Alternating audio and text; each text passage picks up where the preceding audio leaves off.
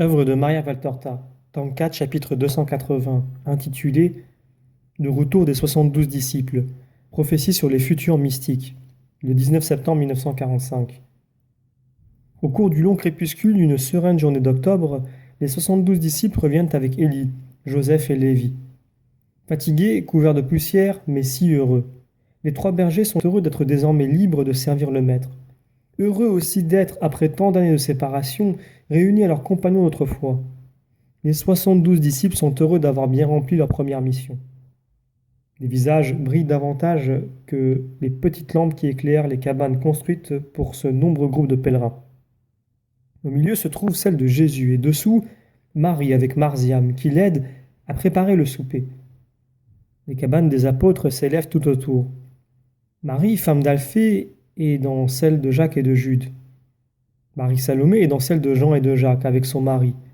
Dans celle d'à côté, il y a Suzanne avec son mari qui n'est pas apôtre, ni officiellement disciple, mais qui doit avoir fait valoir son droit d'y rester, étant donné qu'il a permis à sa femme d'appartenir complètement à Jésus.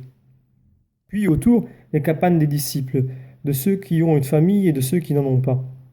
Ceux qui sont seuls, et ce sont les plus nombreux, se réunissent avec un ou plusieurs compagnons.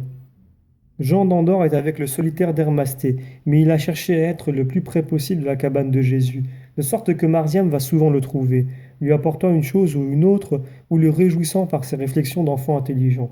Heureux d'être avec Jésus, Marie et Pierre, et à une fête. Après le souper, Jésus se dirige vers les pentes de l'Oliveraie et les disciples le suivent en masse.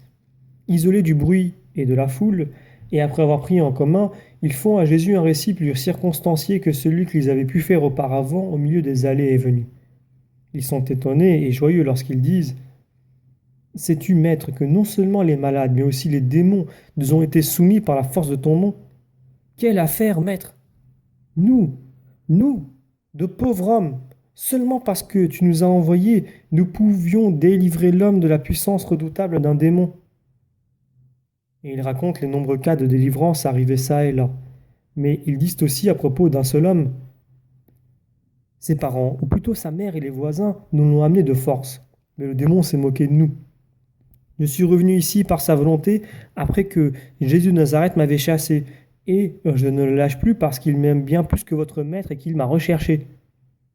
Et d'un seul coup, avec une force indomptable, il a arraché l'homme à celui qui le tenait et l'a jeté en bas d'un escarpement. Nous avons couru voir s'il s'était cassé quelque chose. Mais non, il courait comme une jeune gazelle en disant des blasphèmes et des moqueries qui ne sont vraiment pas de cette terre. Sa mère nous a fait pitié. Mais lui, ah, le démon, peut-il agir ainsi?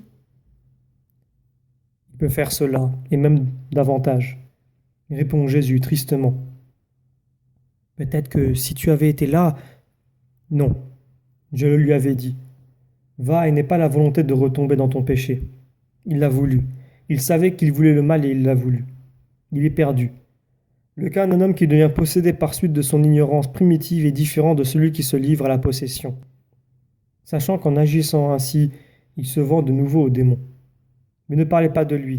C'est un membre retranché sans espoir. C'est un volontaire du mal. Louons plutôt le Seigneur pour les victoires qu'il vous a données. Je connais le nom du coupable et je connais le nom de ceux qui sont sauvés. Je voyais Satan tomber du ciel comme l'éclair, grâce à vous et à mon nom.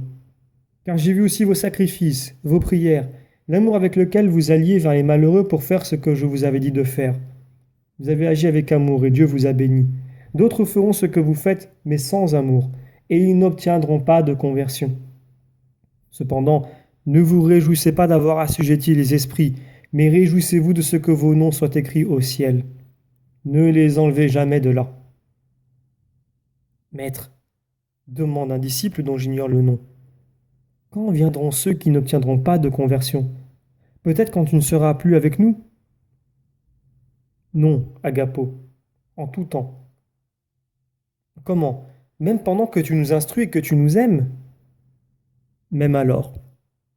Et pour ce qui est d'aimer, je vous aimerai toujours, même si vous êtes loin de moi. Mon amour viendra toujours à vous et vous le sentirez. Ah, c'est vrai, je l'ai éprouvé un soir que j'étais peiné parce que je ne savais que dire à quelqu'un qui m'interrogeait. J'allais m'enfuir honteusement, mais je me suis souvenu de tes paroles. N'ayez pas peur, Les paroles à dire vous seront données au bon moment. Et je t'ai invoqué dans mon âme. J'ai dit, Jésus m'aime, c'est certain. J'appelle son amour à mon secours. Et l'amour m'est venu comme un feu, une lumière, une force. L'homme qui était en face de moi m'observait et ricanait d'un air ironique en faisant des clins d'œil à ses amis.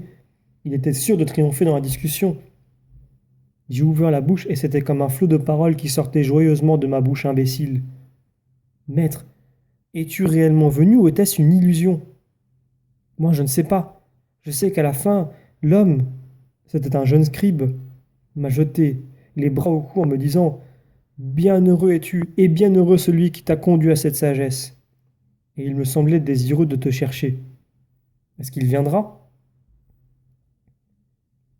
La pensée de l'homme est instable, comme un mot écrit sur l'eau, et sa volonté est agitée comme l'aile d'une hirondelle qui volait à la recherche du dernier repas de la journée. Mais toi, prie pour lui. Et oui, c'est bien moi qui suis venu à toi. Et quand toi, Matthias et Timon, Jean d'Andorre et Simon, ainsi que Samuel et Jonas ont eu ma présence. Les uns m'ont remarqué, d'autres pas. Mais j'ai été avec vous, et je serai avec celui qui me sert en amour et vérité jusqu'à la fin des siècles.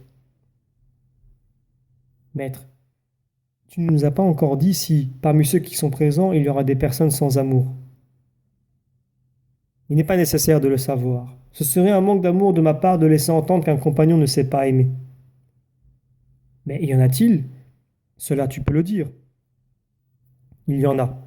L'amour est le sentiment le plus simple, le plus doux et le plus rare qui soit, et même s'il est semé, il ne pousse pas toujours. Mais si nous ne t'aimons pas, nous, qui peut t'aimer? Il y a, pour ainsi dire, de l'indignation parmi les apôtres et les disciples qui agitent le soupçon et la douleur. Jésus baisse les yeux, il cache même son regard pour ne pas donner d'indignation. Mais il fait ce geste plein de résignation, de douceur et de tristesse, des mains qui s'ouvrent avec les paumes en dehors. Son geste d'aveu résigné, de constatation résignée. Et il dit: Il devrait en être ainsi. Mais il n'en est pas ainsi. Beaucoup encore ne se connaissent pas, mais moi, je les connais et j'en ai pitié. Oh maître, maître, ce ne sera pas moi, hein? Demande Pierre qui court tout près de Jésus, écrase le pauvre Marziam entre le maître et lui et jette ses bras courts et musclés sur les épaules de Jésus, qu'il saisit et secoue, fou de terreur d'être quelqu'un qui n'aime pas Jésus. Jésus ouvre des yeux lumineux et pourtant tristes et regarde le visage interrogateur et effrayé de Pierre et il lui dit: Non, Simon, ce n'est pas toi. Tu sais aimer et tu sauras toujours mieux aimer. Tu es ma pierre, Simon, une bonne pierre. C'est sur elle que j'appuierai ce qui m'est le plus cher, et je suis certain que tu le soutiendras sans connaître le trouble. Moi alors? Moi? Moi? Les questions se répètent comme un écho de bouche en bouche. Paix, paix. Restez tranquille et efforcez-vous de posséder tous l'amour. Mais qui de nous sait aimer le plus? Jésus pose les yeux sur chacun, tour à tour. C'est une vraie caresse souriante. Puis il baisse les yeux sur Marziam, toujours serré entre Pierre et lui.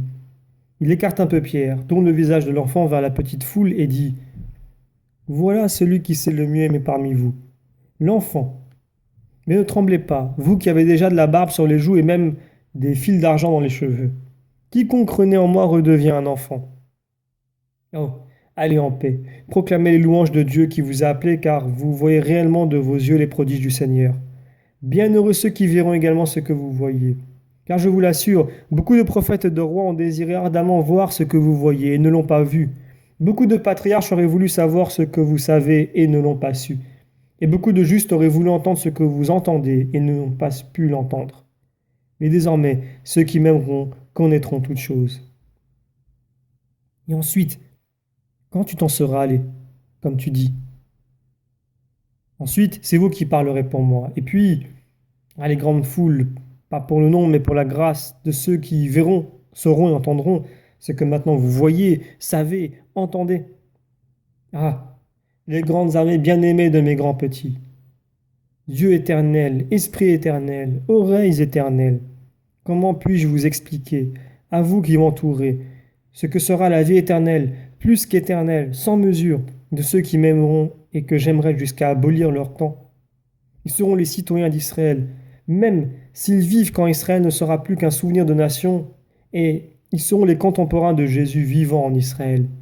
et ils seront avec moi, en moi, jusqu'à connaître ce que le temps a effacé et ce que l'orgueil a confondu. Quel nom leur donnerai-je? Vous les apôtres, vous les disciples, les croyants seront appelés chrétiens. Et ceux-ci, quel nom porteront-ils? Un nom qui ne sera connu qu'au ciel. Quelle récompense auront-ils de cette terre? Mon baiser, ma parole, la tiédeur de ma chair, tout, tout, tout, moi-même. Moi, eux, eux, moi. La communion totale. Allez, moi je reste à me délecter l'esprit dans la contemplation de ceux qui, à l'avenir, me connaîtront et m'aimeront sans réserve. Que la paix soit avec vous.